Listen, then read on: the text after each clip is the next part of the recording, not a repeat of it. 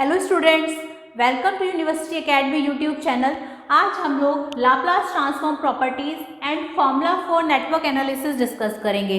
थोड़ा सा रिकॉल कर लेते हैं कि लास्ट क्लास में क्या पढ़ा था। लास्ट क्लास में हमने region of convergence for Laplace transform और उसकी कुछ इंपॉर्टेंट प्रॉपर्टीज़ को डिस्कस करा था। चलिए फिर आज का टॉपिक स्टार्ट करते हैं, जिसका नाम है Laplace transform properties and formula for network analysis. तो इसमें जो फर्स्ट फॉर्मूला है वो है आपका, अगर हमारे पास लाप्लास हमें करना है डी अपॉन डी टी का, तो हम यूज़ करेंगे इसका formula is equal to S F S minus F zero. Generally हम इसी फॉर्मूले को यूज़ करते हैं।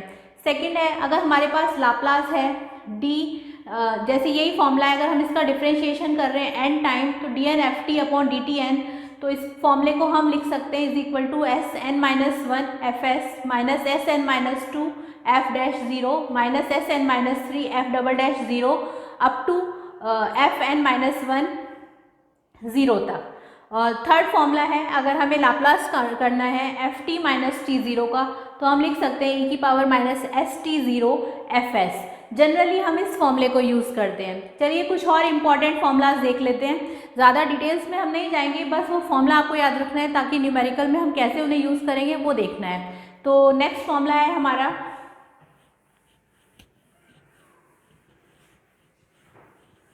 या f0 जो है वो वैल्यू है फंक्शन जब n की वैल्यू 0 है।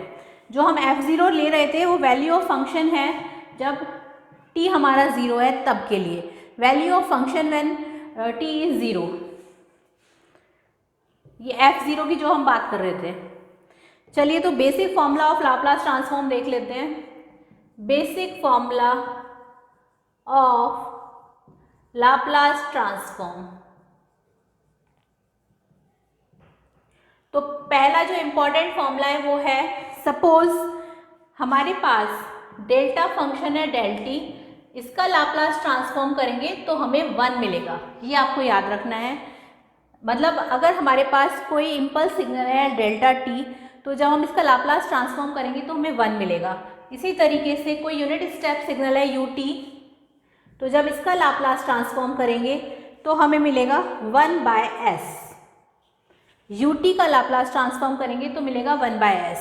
नेक्स्ट है हमारा, थर्ड है कोई फंक्शन, ये तो यूनिट स्टेप सिग्नल था। नेक्स्ट है कोई रैंप फंक्शन है, तो रैंप फंक्शन को हम जानते हैं, हम लिखते हैं टी यू टी। तो टी यू टी का जब हम लाप्लास ट्रांसफॉर्म करेंगे तो हमें मिलेगा 1 बाय एस स्क्वायर। मतलब डेल्टा फंक्शन का लाप्लास ट्रांसफॉर्म कर रहे हैं तो 1, यूनिट स्टेप सिग्नल का कर रहे हैं तो 1 by S, ramp signal T U T का कर रहे हैं लाप्लास ट्रांसफॉर्म तो 1 बाय एस स्क्वायर। ये तीनों आपको पैटर्न याद रखने हैं, कुछ भी नहीं है, बस ये याद रखना है कि Laplace transform unit step function का 1 आता है, इम्पल्स सिग्नल के लिए यानी कि डेल्टा फंक्शन डेल्टा सिग्नल के लिए 1 आता है, यूनिट स्टेप के लिए 1 बाय एस आता है और रैंप के लिए 1 बाय एस स्क्वायर आता है। इसे मैं रफ कर देती हूँ। Next important basic formulas discuss कर लेते हैं। तो फोर्थ नंबर पर आता है हमारा, कोई एक्सपोनेंशियल सिग्नल है ई की पावर माइनस टी, इसका लाप्लास ट्रांसफॉर्म करेंगे तो वो आएगा 1 अपॉन एस प्लस ए। कैसे आ रहा है कैसे नहीं आ रहा है वो डीपली हम नहीं जाएंगे, क्योंकि सिलेबस में सिर्फ इतना ही पार्ट है तो हम उसी को डिस्कस कर रहे हैं। तो ई की पावर माइनस ए टी का लाप्लास ट्रांसफॉर्म करेंगे तो आएगा 1 अपॉन एस प्लस ए। इसी तरीके से ई की पावर ए टी का लाप्लास ट्रांसफॉर्म करेंगे तो आएगा 1 अपॉन एस माइनस ए। मतलब यहाँ माइनस था तो प्लस हो गया, यहाँ प्लस है तो माइनस हो गया। ये आ गया एक्सपोनेंशियल सिग्नल के बारे में। इसी तरीके से अगर हम यहाँ पे t से मल्टीप्लाई कर दें और e माइनस ए टी का लाप्लास ट्रांसफॉर्म करें तो वो आएगा हमारे पास s 1 upon S plus a का होल स्क्वायर। मतलब अगर हमने कोई एक्सपोनेंशियल सिग्नल है e की पावर माइनस ए टी, उसके साथ हमने t मल्टीप्लाई कर दिया, तब हमने उसका लाप्लास ट्रांसफॉर्म किया तो वो आया 1 अपॉन एस प्लस ए का होल स्क्वायर। इसे मैं रफ कर देती हूँ। कुछ और बेसिक फॉर्मूलाज देख लेते हैं। तो 7th नंबर पर आता है, सपोज हमारे पास t e की पावर ए टी है, अभी थोड़ी देर पहले माइनस ए टी देखा था, अब e की पावर ए टी देख रहे हैं, तो इसका लाप्लास ट्रांसफॉर्म करेंगे तो वो आएगा 1 divided by S minus A का whole square. T A T का लाप्लास ट्रांसफॉर्म करेंगे तो आएगा 1 अपॉन एस माइनस ए का होल स्क्वायर। इसी तरीके से अगर हमारे पास कोई सिग्नल है साइन ओमेगा टी, इसका लाप्लास ट्रांसफॉर्म करेंगे तो वो आएगा omega upon s square plus omega square. Sign omega T का अगर हम लाप्लास ट्रांसफॉर्म करेंगे तो वो आएगा omega upon s square plus omega square. इसी तरीके से अगर हम कॉस ओमेगा टी का लाप्लास ट्रांसफॉर्म करेंगे तो वो आएगा S upon s square plus omega square. Sign omega T का करा तो omega upon s square plus omega square, cos omega T का करा तो S upon s square plus omega square. आगे के फॉर्मूलाज देख लेते हैं कि उसमें क्या बताया गया है। तो जो नेक्स्ट फॉर्मूला है वो है हमारा बेसिक फॉर्मूला जो लाप्लास ट्रांसफॉर्म का है, 10th नंबर है जिसका, वो है सपोज e की power -at sign omega T है। तो इसका जब हम लाप्लास ट्रांसफॉर्म करेंगे तो वो आएगा हमारे पास omega divided by s plus a का whole square plus omega square. किसके लिए? e minus a t sine omega t के लिए। ओके, देन नेक्स्ट है 11th जिसमें है e की पावर -at। अब साइन ओमेगा टी के लिए हमने कॉस ओमेगा टी ले लिया है। सिर्फ कॉस ओमेगा टी का था फॉर्मूला हमारा s upon s square plus omega square, लेकिन अगर कॉस ओमेगा टी के साथ e की power -at cos omega t आ जाता है तो फॉर्मूला हमारा आ जाएगा एस प्लस ए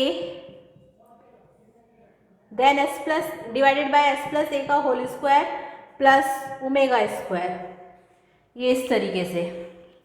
और अगर यहाँ पर e की पावर 80 होता तो यहाँ पे माइनस आ जाता, और e की पावर 80 यहाँ पर होता तो यहाँ पे माइनस आ जाता और यहाँ पे माइनस आ जाता। मतलब ये वाले जो फॉर्मूलेज हैं इनमें माइनस आप इंटरचेंज कर सकते हैं अकॉर्डिंगली। तो ये कुछ बेसिक फॉर्मूलाज थे लाप्लास ट्रांसफॉर्म के, जिसमें हमने अकॉर्डिंगली देखा कि अगर माइनस की जगह हम यहाँ प्लस कर देंगे तो किस तरीके से यहाँ पे ये प्लस की जगह माइनस हो जाएगा। तो ये तो हमारे कुछ बेसिक फॉर्मूलाज थे। तो यहाँ पे हमने लाप्लास ट्रांसफॉर्म को उतना डिस्कस कर लिया जितना कि हमारा सिलेबस में है। अगर आपको हमारा ये यूट्यूब चैनल पसंद आया तो इसे ज़्यादा से ज़्यादा लाइक शेयर और सब्सक्राइब करें। अगर आपको ये लग रहा है कि इसमें कहीं भी कोई डाउट है या कुछ समझ नहीं आ रहा है तो आप मुझे कमेंट सेक्शन में जाके बता सकते हैं। और नेक्स्ट क्लास में हम लोग जेड ट्रांसफॉर्म स्टार्ट करेंगे। लाप्लास ट्रांसफॉर्म ज़्यादा नहीं था एक ट्यूब फॉर्मेट में, इसलिए हमने ज़्यादा डिस्कस नहीं करा, लेकिन जेड ट्रांसफॉर्म जो है उसकी एक पूरी यूनिट है, उसे हम डिटेल्स में डिस्कस करेंगे। और अगर आप इसके हैंड रिटन नोट्स डाउनलोड करना चाहते हैं तो डिस्क्रिप्शन बॉक्स से डाउनलोड कर सकते हैं। फिर नेक्स्ट क्लास में डिस्कस करते हैं जेड ट्रांसफॉर्म। तब तक आप इसे अच्छे से पढ़ें। और दूसरा ये है कि लाप्लास ट्रांसफॉर्म जो है ये इस थ्योरेटिकल भी इम्पॉर्टेंट है और न्यूमेरिकल भी इम्पॉर्टेंट है। इसी तरीके से आगे जब हम डिस्कस करेंगे जेड ट्रांसफॉर्म तो उसको हम डीपली पढ़ने वाले हैं, क्योंकि उसकी एक पूरी यूनिट है, वो बहुत ज़्यादा इम्पॉर्टेंट है। तो उसको आप अच्छे से पढ़ें। लेकिन हाँ, आप ये देखेंगे कि Laplace transform Z transform almost similar है, बस थोड़ा सा ही डिफरेंस है। जैसे कि हमने आरओसी अभी थोड़ी प्रीवियस लेक्चर्स में हमने आरओसी लाप्लास ट्रांसफॉर्म की डिस्कस की थी, और उससे पहले हम ऑलरेडी आरओसी डिस्कस कर चुके हैं। तो आप थोड़ा सा बस ये देखेंगे कि कहीं हम टी डोमेन यूज़ कर रहे हैं, कहीं एस डोमेन यूज़ कर रहे हैं, और थोड़ा बहुत ही चेंजेस है, ज़्यादा नहीं। तो मतलब आप ये कह सकते हैं कि लाप्लास ट्रांसफॉर्म की तरह ही जेड ट्रांसफॉर्म भी होगा। लेकिन हाँ, इनमें जो बेसिक डिफरेंस है उसको हम अपने आगे के लेक्चर्स में डिस्कस करेंगे। तब तक आप इसे अच्छे से पढ़ें, और अगर कोई भी डाउट है तो मुझे कमेंट सेक्शन में जाकर बता सकते हैं। और अगर आपको हमारा यूट्यूब चैनल पसंद आया तो इसे ज़्यादा से ज़्यादा लाइक शेयर और सब्सक्राइब करें। Thank you.